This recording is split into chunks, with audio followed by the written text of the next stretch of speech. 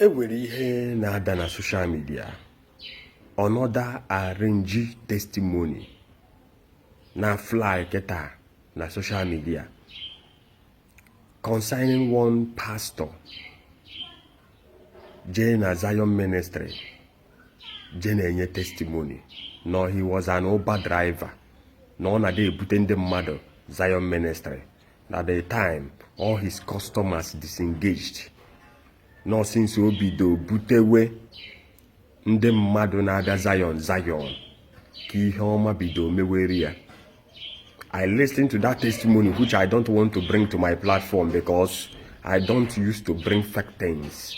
Anything the fake, I have been kicking against it, and I am against it.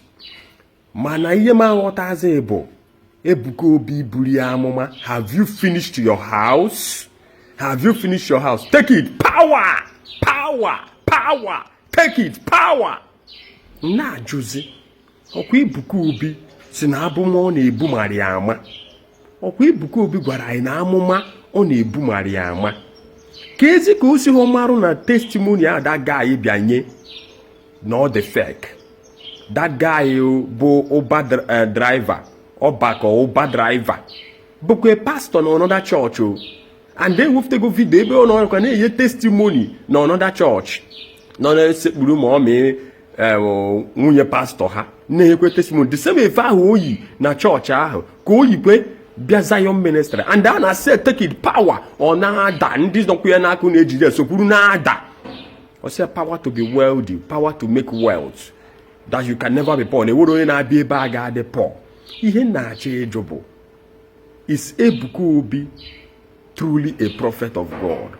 Because countless time I have go collapses si n'aka Zion, aka ya na-abịa, and each one he will fall into it. Now I want to ask question: is people coming to him to bring him down or to test him what is in him, more the real or the fake?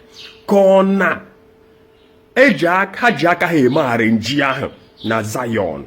And nke ọbụna for since this year anụbe ihe nke Jonathan abịagoga, nke Lovett go 500 million naira mansion abịagoga.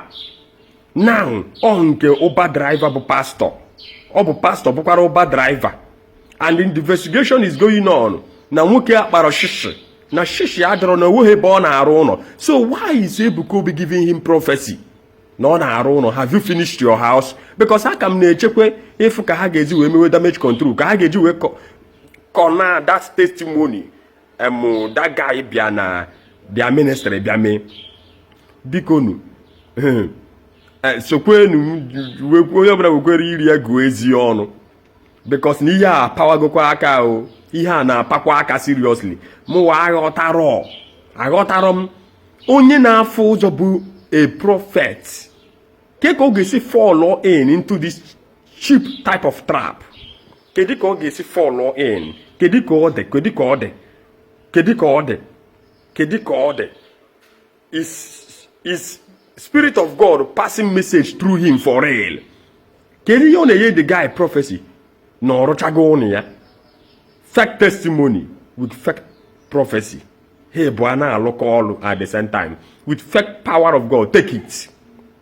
What is happening? Can you name me? What is happening? What is all this? Why is all this thing coming from that place? The same that place. The same Zion. The same that place. See. Hi. Oh.